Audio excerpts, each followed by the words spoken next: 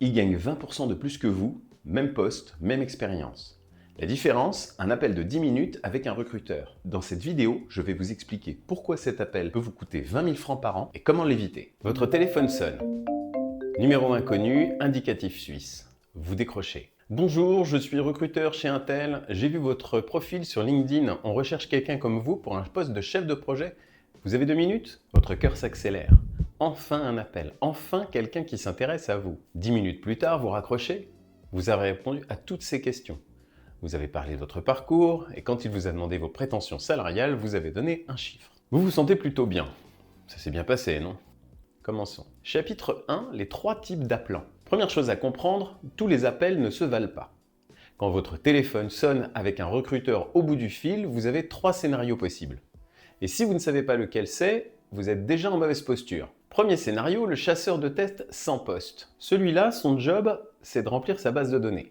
Il appelle 50 personnes par jour, il n'a pas de poste pour vous, il fait connaissance et il vous garde au chaud. Comment le reconnaître? Il reste vague. Pas de nom d'entreprise cliente, pas de fiche de poste, des questions génériques et à la fin, on vous recontactera si quelque chose fonctionne ou si il y a quelque chose pour vous. Traduction, vous ne le reverrez jamais. Mais lui, il a vos infos, y compris votre fourchette salariale. Et cette info, il peut la revendre ou l'utiliser contre vous plus tard. Ça vous est déjà arrivé, ce type d'appel qui ne mène nulle part. Deuxième scénario, le cabinet avec un poste réel. Alors lui a un mandat, une entreprise cliente qui cherche quelqu'un. Une deadline, il pose des questions précises parce qu'il doit présélectionner. Mais attention, son intérêt n'est pas aligné avec le vôtre. Il est payé par l'entreprise. Souvent un pourcentage du salaire. Donc moins vous coûtez cher, plus il marge. Comprenez le problème. Troisième scénario, l'entreprise en direct. Là, c'est différent. Pas d'intermédiaire, c'est le RH ou le manager opérationnel qui vous appelle. Il se présente avec le nom de l'entreprise directement. Le problème? La plupart des candidats ne font pas la différence entre ces 3 profils. Ils répondent de la même façon à tous. Et ils se font avoir. Vous savez identifier lequel vous appelle en moins de 30 secondes? Chapitre 2. Ce que le recruteur détecte et que vous ne contrôlez pas. Sun Tzu disait « Connais ton ennemi et connais-toi toi-même » et tu pourras livrer sans bataille sans jamais être en péril. Je ne dis pas que le recruteur est votre ennemi, mais c'est une négociation. Et dans une négociation, celui qui a l'information gagne. Ce que le recruteur fait pendant ces 10 minutes. Il évalue si vous correspondez au profil. Normal. Il teste votre communication logique. Mais surtout, il jauge quelque chose que vous ne contrôlez pas. Votre niveau de désespoir. Un candidat qui répond immédiatement à toutes les questions, qui donne son salaire sans hésiter, qui dit oui à tout, qui est disponible tout de suite. Ce candidat envoie un signal et ce signal c'est « Je suis preneur, je n'ai pas d'autres options, prenez-moi ». Et face à quelqu'un qui n'a pas d'option, on propose le minimum. Alfred Adler, ce célèbre philosophe, disait « Ce n'est pas ce qui nous arrive qui compte, mais comment nous y réagissons ». Le problème c'est que la plupart des candidats réagissent mal. Pas parce qu'ils sont incompétents, mais parce qu'ils n'ont jamais appris à gérer ces situations. Vous avez déjà décroché en vous demandant si vous en aviez trop dit?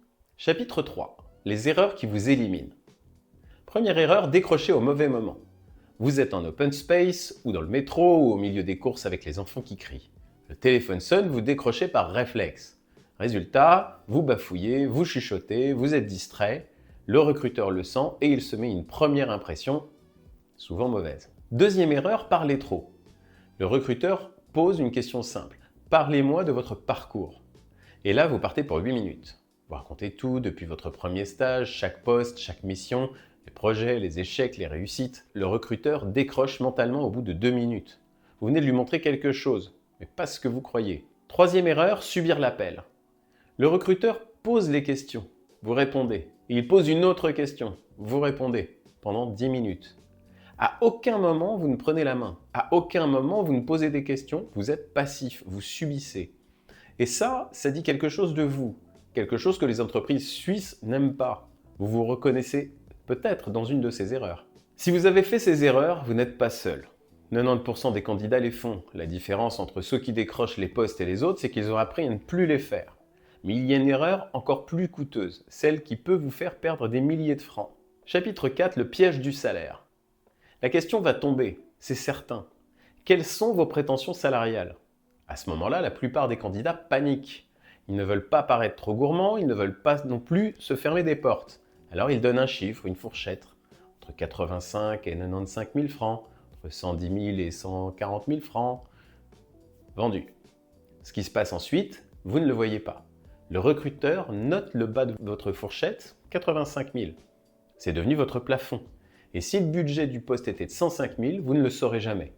Vous venez de laisser 20 000 francs sur la table par an pendant toute la durée de votre contrat. Warren Buffett dit « Le prix, c'est ce que vous payez. La valeur, c'est ce que vous obtenez. » Le problème, c'est que vous avez donné votre prix sans connaître votre valeur sur ce poste précis, sans connaître le projet, sans connaître les avantages, sans avoir la fiche de poste. Vous avez négocié les yeux bandés et quand on négocie les yeux bandés, on perd. Il y a une façon de gérer cette question, une façon qui ne vous fait pas passer pour quelqu'un de difficile, une façon qui vous positionne différemment. Mais ça ne s'improvise pas. Vous avez déjà donné une fourchette salariale et regretté ensuite? Chapitre 5, la réalité que personne ne vous dit. Je vais être direct avec vous. Certains recruteurs font bien leur travail. Ils respectent les candidats, ils jouent franc jeu.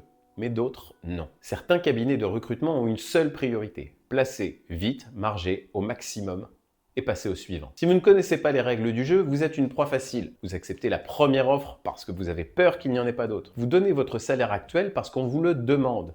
Vous dites oui à tout parce que vous voulez plaire. Et 6 mois plus tard, vous découvrez que votre collègue au même poste gagne 30% de plus.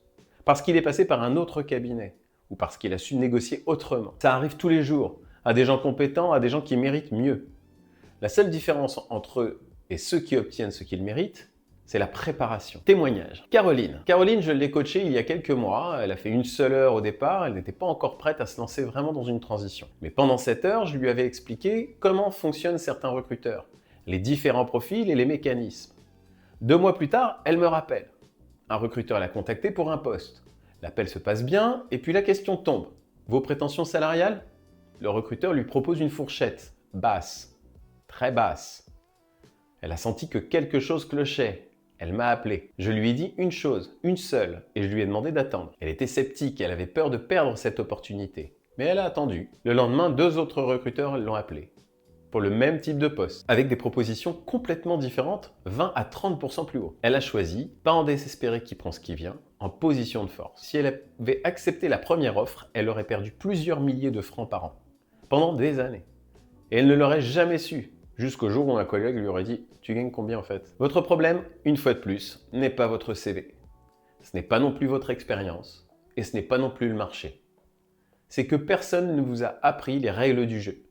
Ces appels de 10 minutes, c'est là que tout se joue. C'est là que certains laissent des milliers de francs sur la table et c'est là que d'autres se positionnent comme des professionnels qu'on respecte. La différence, elle ne tient pas au talent, elle tient à la préparation et à la connaissance. Dans mon programme, on travaille exactement sur ça. Comment décoder ces appels, comment éviter les pièges, comment vous positionner différemment.